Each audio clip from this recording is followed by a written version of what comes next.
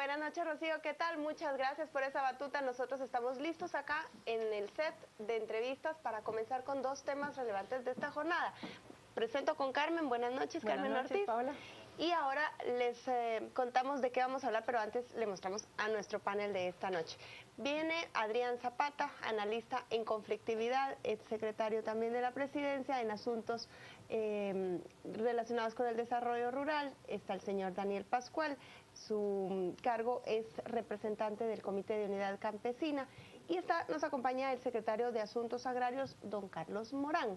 ¿De qué vamos a hablar esta noche? Vamos a hablar del Polo Chic, de la conflictividad que hay en esta parte del país, que si le sumamos un pronunciamiento de la Cámara del Agro de esta semana, donde responsabiliza al Ejecutivo, incluso al Ministerio Público, de la inseguridad, de la conflictividad que se vive tanto en las Verapaces como en Izabal, tenemos mucho de qué discutir en esta mesa. Le doy a Carmen la primera pregunta. Gracias, Paola. Buenas noches, bienvenidos. Y para nuestro público televidente que no ha estado muy al tanto de este caso, no sé quién de ustedes nos pudiera contar de manera muy sintética los antecedentes y el estado actual de cosas, para que eso nos sirva de marco general antes de empezar a desagregar el tema. Tal vez, sí, Daniel. Muchas gracias. Sí. Bueno, el Valle del Polo Chic podríamos decir que es una zona que recientemente quiso ser explorada con una nueva plantación que es la caña para, en este caso para etanol, no necesariamente para azúcar. Se comenzó a instalar la empresa Chavil Utah, la primera versión que fueron propietarios la familia Whitman, principalmente Carlos Whitman, y bueno, comenzaron a funcionar mediante un préstamo con el BCIE y comienzan las cosas anómalas porque cabalmente cuando estaba Oscar Berché como presidente de la República, le apoya a su cuñado Carlos Whitman para esta producción de caña. De hecho, podemos decir que el Polo Chic también es parte de lo que sucede en todo el norte del país, que también simultáneamente hay una situación de desalojos en esos años, principalmente para eliminar la figura de los trabajadores colonos. Entonces comenzaron a suceder una serie de desalojos. De aproximadamente 800 familias, entiendo los yo. Los desalojos más grandes fue en el marzo 2011, cuando desalojan a 800 familias que estaban posicionadas en estas tierras. Y pues se da un nivel muy grave, hay un asesinado, Antonio Ver, queman las viviendas, destruyen los cultivos y de inmediato hay unas medidas cautelares que dicta la Comisión Interamericana de Derechos Humanos, esto ya fue en julio del mismo año, y eso permitió por un lado y demandó la Comisión Interamericana al gobierno de turno, en ese caso el caso de Pérez Molina, que entrara posteriormente, para que cumpliera con estas medidas, que es vigilar la seguridad, darle seguridad a la integridad física y la vida de los comunitarios, darles albergue temporal, darles seguridad alimentaria y atender el problema, que es la falta de tierra en el área, ¿no? Don Adrián Zapata, ¿por qué cobra relevancia nuevamente el Valle del Polo Chic con todo este antecedente en este momento? Pues por una razón muy básica, y es que la problemática no se ha resuelto. Entonces, en la medida en que la problemática no se resuelve, pues cada cierto tiempo vuelve nuevamente a tener vigencia de acuerdo a la desesperación de las comunidades en la zona ante los acuerdos que se han tomado y que el Estado, por diferentes razones, ha sido incapaz de cumplir con ellos. Yo quiero preguntar, este comunicado que presenta la Cámara del Agro hace unos días, circuló en algunos medios de comunicación, ellos demandando seguridad y diciendo que hay robos de maquinaria, retención de personas, usurpación, destrucción de la propiedad privada. ¿Tiene alguna relación con esta situación que se está viviendo o es otro problema? No hay vinculación entre ambos, entre lo que se está viviendo por parte de estas familias y lo que la Cámara del Agro está demandando, licenciado.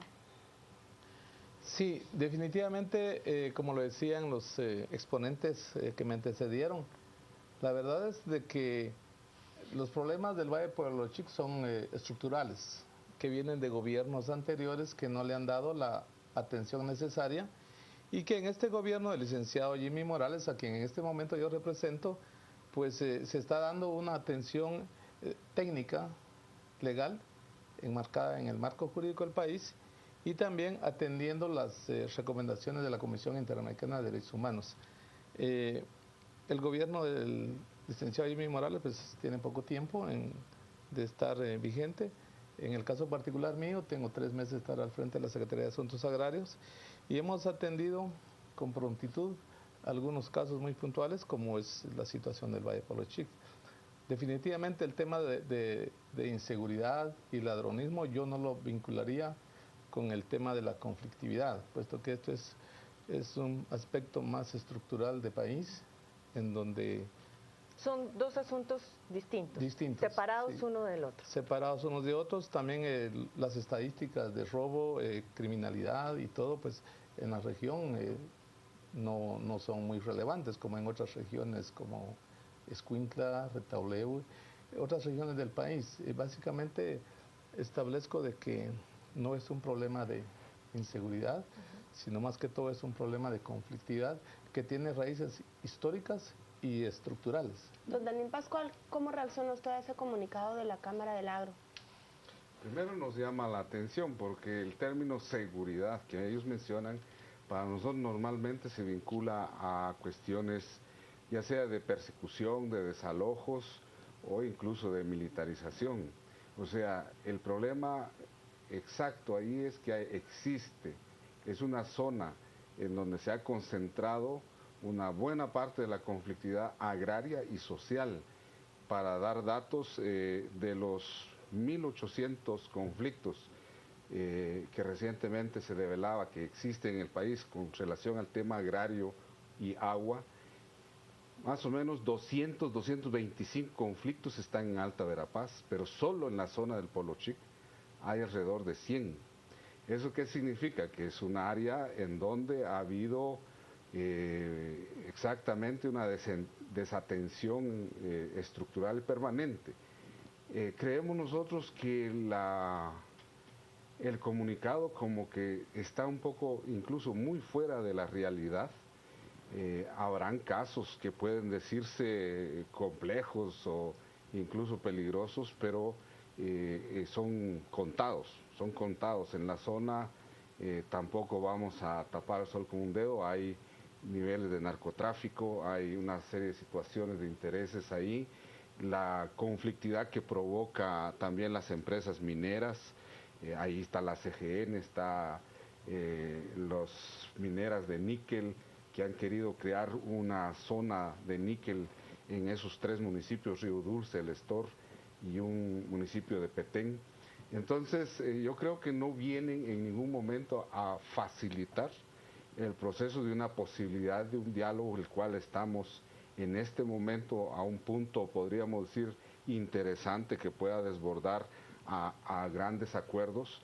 Lo digo y tengo que ser sincero, tengo que reconocer a los actuales propietarios de Chavil Utzaj, que son de la familia Pela de Nicaragua, que han permitido un diálogo, han llegado a las mesas de diálogo, y entonces no entendemos en qué marco la Cámara del Agro quiera pretender o qué pretende detrás de ese comunicado y esa conferencia de prensa. ¿En qué puntos está ahorita, Adrián, en ese proceso de diálogo? ¿Qué tanto se ha avanzado? Mira, es que yo lo que quería decir es que el comunicado en los términos que lo refirió la Cámara del Agro, de verdad que no ayuda a la solución de la...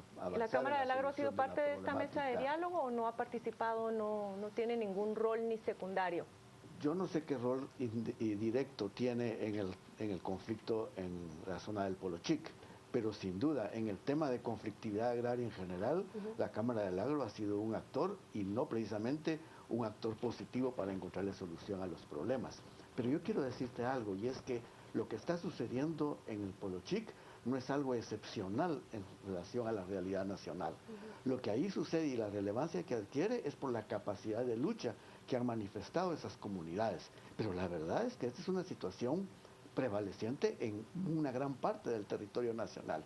Y es un tema, en el fondo, es un tema de abordar la problemática agraria y rural de Guatemala, que no se circunscribe únicamente al tema agrario, aunque es fundamental.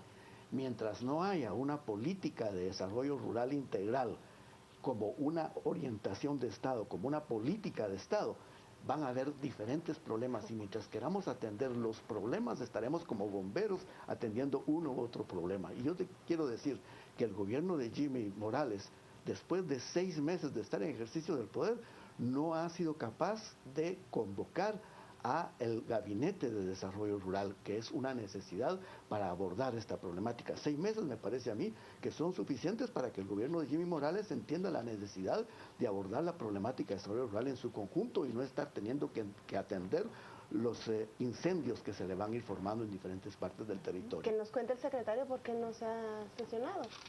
Bueno, actualmente yo represento a un presidente democrático, honesto y transparente. Pero sin Difiero publicidad un del poco, mandatario, si pudiéramos ir directo bueno, al difiero punto. un poco ¿Por qué de que no se ha concretado esa sesión? se habla de militarización, eso no está en los planes del gobierno actual. En cuanto al tema de la reactivación de la Mesa de Desarrollo Rural Integral, el día de ayer se firmó ya los convenios para la reactivación de la Mesa de Desarrollo Rural.